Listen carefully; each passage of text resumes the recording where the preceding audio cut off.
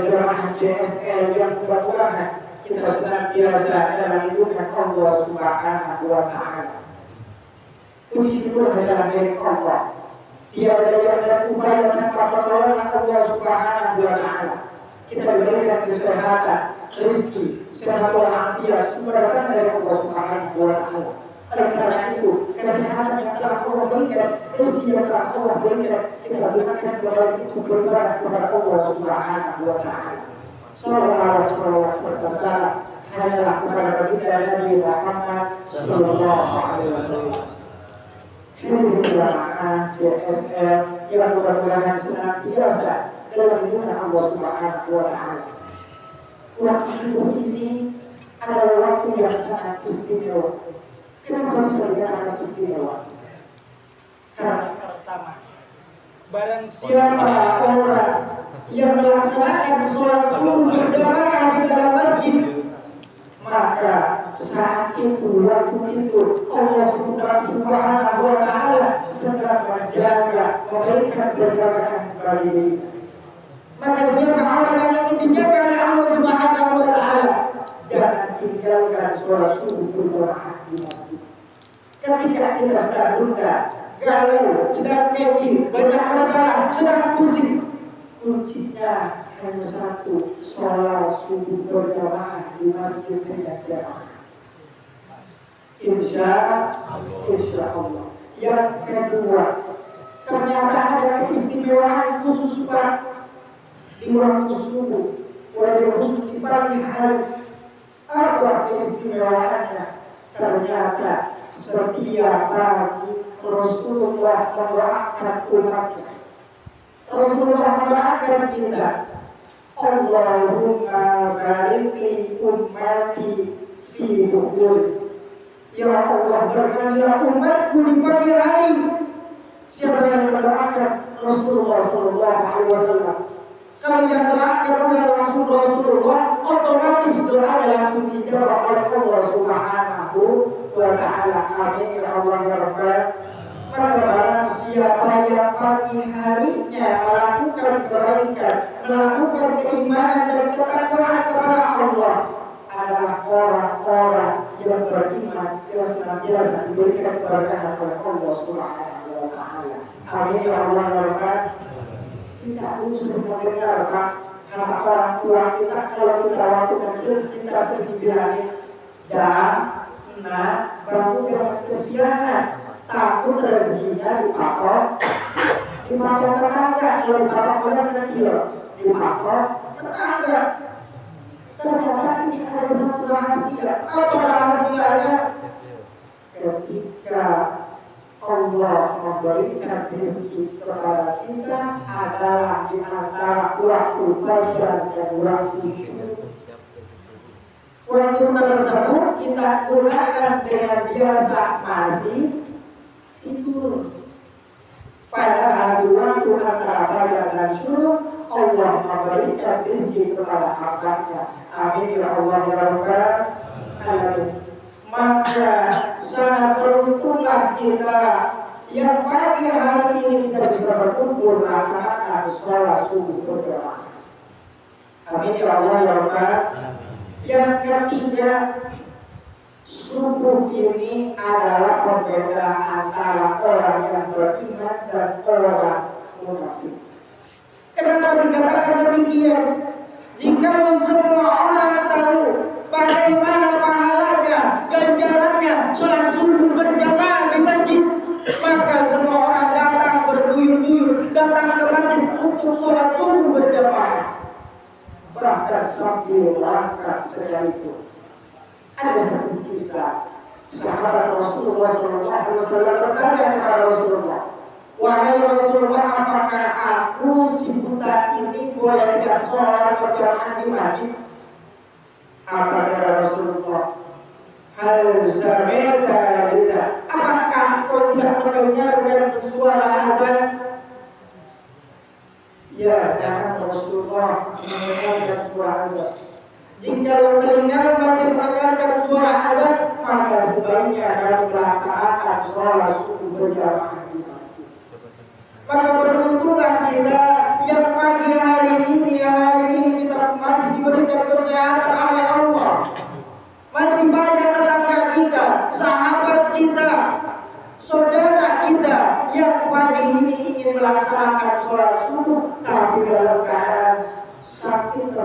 rumah sakit.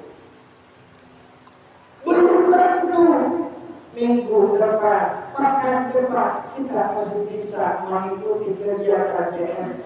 Tapi mudah-mudahan kita senantiasa diberikan kesehatan oleh Allah Subhanahu wa Ta'ala. Amin ya Allah ya Rabbal. Maka ikuti ulama-ulama kita, wabil khusus kiai, ustaz yang ada di desa itu semua. Kita doakan guru-guru kita, ketua DMI, para ustaz, ulama kita, Allah sehatkan jasmani dan rohaninya. Amin. Kenapa ulama harus didoakan? Yang pertama, ulama adalah warisnya para nabi. Al-ulama warasatul anbiya, ulama penerusnya para nabi. Yang kedua, ulama ilmu agamanya banyak, makanya kita harus mengikuti ulama. Yang ketiga, jika ulama sudah tidak ada, maka hidup kita tanpa ada, hidup kita akan sia-sia. Mohon maaf, zaman sekarang orang pengen kaya bukan dengan ulama, tapi dengan kebanyakan. Dikatakan uang yang punya 10 juta paling 100 juta. Ulama orang tidak kaya kering, tapi barokah hidupnya betul. Tapi banyak orang yang kaya hidupnya tidak barokah. Betul. Kita punya anak SMP, ditawarin ke anak kita pengen sekolah SMA formal atau pesantren, pasti anaknya jawabnya pengen SMA aja. Dan orang tuanya mayoritas jawab sekolah formal aja, ntar kuliah, ntar punya jabatan, ntar punya gaji, betul. Kalau pesantren mah paling juga jadi ustaz, paling mimpin taklim, paling mimpin jarak, paling mimpin taklim 20.000, paling ada kan taklim 20.000. Berapa kali 20.000 mah? Ulah lihat ini. Abdul Zikir Fakir Anahu La ilaha illallah ini kali selawatana ini kali istighfarna ini kali doa sampai jalan coba Rabbana atina fid dunya hasanah wa fil akhirati hasanah wa qina adzabannar. Beres. Ini kan bayar tahlil ke babakan. Ustaz, geuningan tahlil sadeu-sadeu amat. 20.000 ya gila. Bukan masalah nominalnya Pak, tapi hargai ulamanya.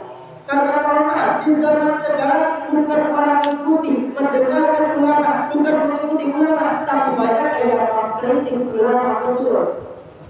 Belum lama kemarin stasiun TV ngomongin pesantren, ngomongin kiai, katanya depan kiai malu itu mah akhlak dan ada, betul. Katanya kan kiai mah masih apa? Kiai mah kan sebenarnya apa? Kerja kiai kan sabina, betul. Ayeuna aya kiai Pak benar kita mau dunia. Kiai balangsang, siapa balangsang udah jadi kiai, betul. Makanya betul kata Syekh Abu Hasan As-Sazili, miskin belum tentu dekat dengan Allah, tapi orang kaya kebanyakan dekat dengan Allah. Meninggal berharap tapi pakai ibadah Gusti Allah Subhanahu wa Ta'ala. Mudah-mudahan guru-guru kita, ustaz-ustaz kita disehatkan, diberkahkan, dikayakan oleh Allah Subhanahu wa Ta'ala. Amin ya Allah ya Rabbal. Ya Nabi salam alaika, ya Rasul salam alaika, ya Habib salam alaika, salatullah alaika. Berbicara salawat, tidak ada yang lain pasti salawatnya kepada baginda Nabi Muhammad sallallahu alaihi wasallam. Kenapa kita harus bersalawat? Karena Allah bersalawat, para malaikat bersalawat, dan Allah memanggil, ya ayyuhalladzina amanu, wahai orang-orang yang beriman, bersalawatlah engkau kepada baginda Nabi Muhammad sallallahu alaihi wasallam.